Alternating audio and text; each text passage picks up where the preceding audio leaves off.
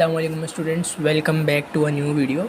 आज की वीडियो में हम बात करेंगे कि किस तरह हम बेसिक डिज़ाइनिंग कर सकते हैं HTML के थ्रू। तो जी, मैंने लास्ट लेक्चर में हमने बताया था कि क्लास 9 ग्रेड 9 की जो कंप्यूटर साइंस की बुक है उसमें जो बेसिक हमारे पास जो चीज़ें हैं हमने किस तरह उसमें डिज़ाइन किया था। ठीक है, आज की वीडियो में हम बात करेंगे कि किस तरह हम लोग थोड़े से एडवांस टैग और एट्रीब्यूट यानी tag attribute different tag and attribute की स्टडी करेंगे और उस स्टडी से हम ये देखेंगे कि क्या आउटपुट हमारे पास उसका आता है। ठीक है, तो first of all remember that कि किसी भी HTML की डिज़ाइन के लिए सबसे पहले आपके पास किस चीज़ का होना ज़रूरी है, उसके लिए आपके पास नोटपैड का होना ज़रूरी है।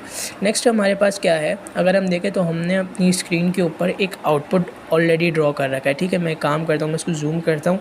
अगर आप जूम में इसको देखें तो हमारे पास जो है ये आउटपुट नज़र आ रहा है कि एवोल्यूशन ऑफ कंप्यूटर। देन हमारे पास एक पैराग्राफ मौजूद है, फिर हमारे पास एक हेडिंग है mechanical era dark age, then हमारे पास एक पैराग्राफ मौजूद है।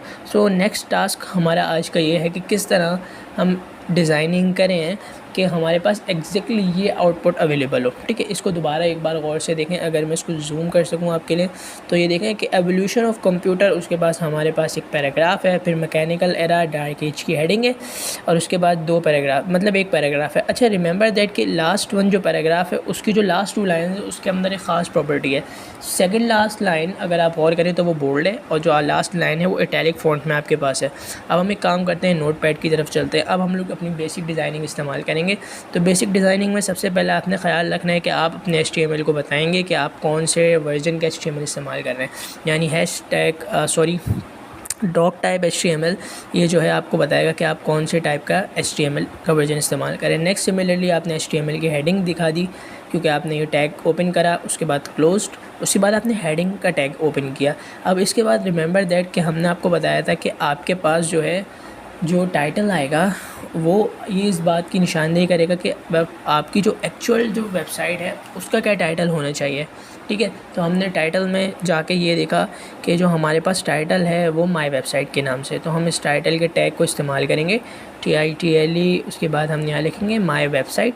अच्छा देखिए, मैं क्योंकि बुक को फॉलो कर रहा हूँ तो एज़ यू विश, आप जो चाहें जो टैग इस्तेमाल करना चाहेंगे इट्स अप टू यू, यानी जो भी कंटेंट आप किसी भी टाइप की डिज़ाइनिंग करना चाहें। ठीक है, नेक्स्ट आपने क्या करना है, टाइटल के टैग को क्लोज़ कर देना है। क्लोजिंग ज़रूरी है, अगर आप क्लोज़ नहीं करेंगे तो बैलेंस नहीं होगा।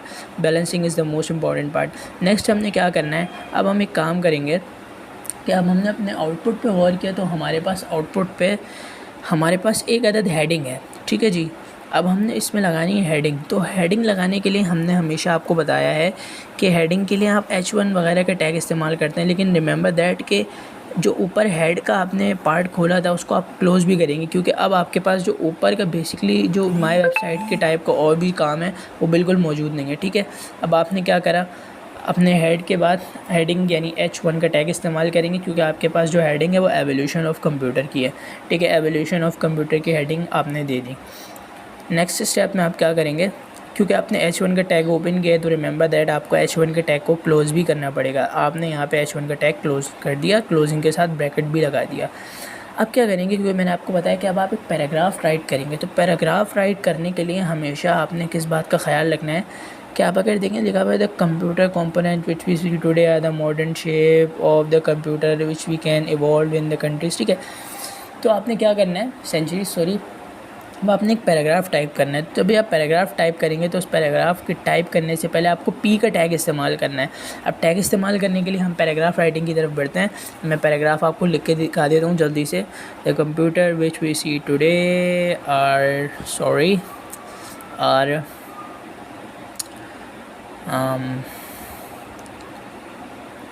The computer which we see today are, एक सेकेंड वेट करें थोड़ा सा, मैं वीडियो को पॉज करता हूँ, एक सेकंड वेट।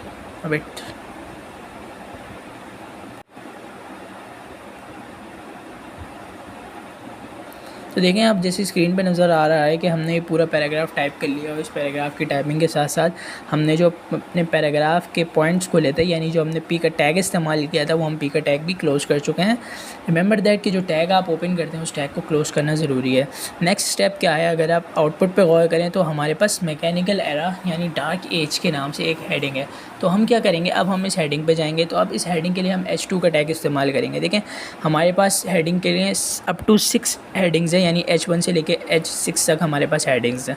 तो हम H2 का टैग इस्तेमाल करेंगे और ये आपने लिख दिया डार्क एज, और देन अब क्या करेंगे, H2 के टैग को क्लोज़ करा देंगे। नाउ आपने देखा कि एक अदद पैराग्राफ हमारे पास और मौजूद है, लेकिन उस पैराग्राफ की ख़ासियत है कि उस पैराग्राफ के अंदर दो इम्पॉर्टेंट चीज़ें हैं ये हैं कि हमारे पास important machine of this are bold है, और नेक्स्ट आपने क्या करा देखा कि एबेकस और नाइपर मून्स इटैलिक फॉन्ट के अंदर लिखा हुआ है, ठीक है। तो इस चीज़ का आपने ख्याल रखना है। अब आपने क्या करा, जस्ट मैंने ये पैराग्राफ लिख लिया है यहाँ पे। अब इस पैराग्राफ को लिखने के बाद, क्योंकि मैंने इन दो चीज़ों का बड़ा ख्याल रखना है, ठीक है, तो मैं ज़रा एक सेकंड इसको सही से प्रॉपर्ली मैचअप करा दूँ, क्योंकि ये इंपॉर्टेंट पार्ट है, because these two tag and attributes आप इस्तेमाल करेंगे अपनी वेबसाइट को ज़्यादा खूबसूरत दिखाने में। तो जस्ट वेट अंटिल ये मेरी स्क्रीन सेट हो जाए, मैं आगे बताऊँगा कि आगे हम क्या फ़र्दर ऑपरेशंस परफॉर्म करेंगे। जस्ट वेट करें थोड़ा सा।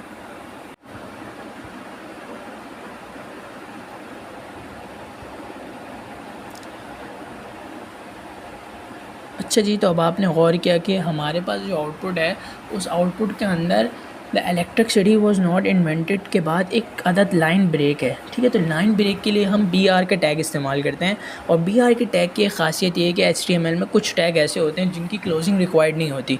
जस्ट आप क्या करेंगे, उसको आप ओपन कर देंगे और देन वो आपका वर्क परफॉर्म हो जाएगा। तो आपने देखा कि हमारे पास क्या है, BR का टैग है। BR का टैग क्या करेगा, लाइन ब्रेक दिखाएगा। फॉर एग्जाम्पल अगर मैं ये लाइन ब्रेक ना दिखाऊँ तो जो लाइन मैं अलग से बोल्ड दिखाना चाहता हूँ वो लाइन कभी भी बोल्ड नहीं आएगी, यानी जो लाइन ऊपर है some of the important machines of this are, ये लाइन कभी भी बोल्ड नज़र नहीं आएगी। अगर ये लाइन बोल्ड नज़र नहीं आएगी तो आपका आउटपुट वैसे ड्रॉ नहीं होगा। तो इस आउटपुट को ड्रॉ करने के लिए मैंने ब्रेक लाइन का टैग इस्तेमाल किया। नेक्स्ट अगर आप गौर करें तो some of the important machines are, ये लाइन थोड़ी बोल्ड है, तो इस लाइन को बोल्ड दिखाने के लिए मैंने B का टैग इस्तेमाल किया।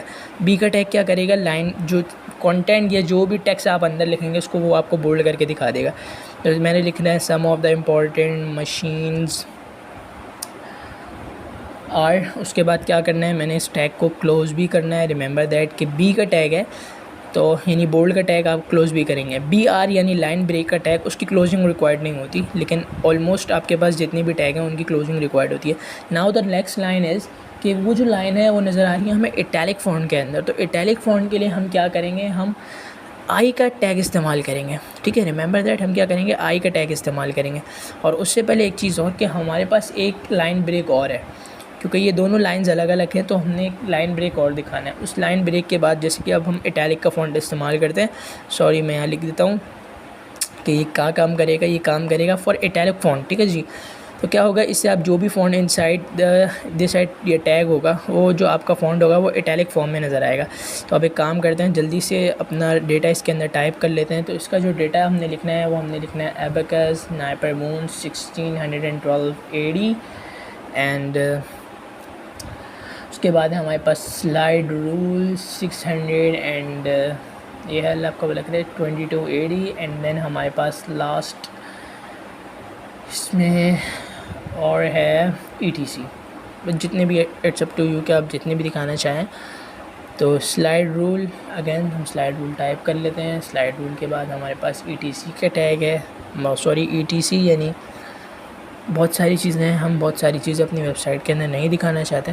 नेक्स्ट लास्ट थिंग आपने क्या करना है कि रिमेंबर दैट एक चीज़ और कि हमने ऊपर एक गलती करी है, वो हमने बॉडी का टैग ओपन नहीं किया। अगर हम बॉडी का टैग ऊपर ओपन नहीं करेंगे तो हमारा कंटेंट जो है वो कभी भी हमारी बॉडी में नहीं आएगा। तो रिमेंबर हमारे पास बॉडी का टैग इंपॉर्टेंट है, इसलिए बॉडी का टैग हम लोग हेडिंग के बाद ओपन करेंगे।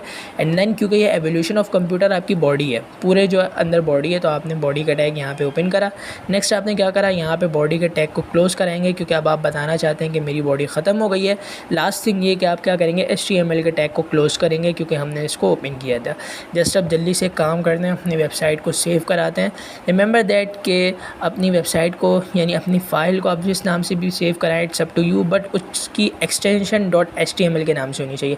जैसे मैंने पैराग्राफ .html एक्सटेंशन के नाम से सेव करवा रहा हूँ, इसकी वजह ये कि .html एक्सटेंशन इज़ इम्पॉर्टेंट। जब मैंने इसको .html एक्सटेंशन के नाम से सेव करा लिया है, अब मैं क्या करूँगा, अपनी इस फाइल को जाके चेक करूँगा कि जो मैंने डिज़ाइन किया है वो आउटपुट ड्रॉ हो रहा है कि नहीं हो रहा। लास्ट थिंग, अब जल्दी से देखें, बिल्कुल एग्जैक्टली वही आउटपुट जो हमने डिज़ायर्ड किया था वो आउटपुट आ रहा है। तो hope you like our video, और इस वीडियो को कम्प्लीटली वॉच करें। इससे रिलेटेड कोई भी क्यूरी आप हमसे कमेंट सेक्शन में पूछ सकते हैं। Till then thank you and Allah.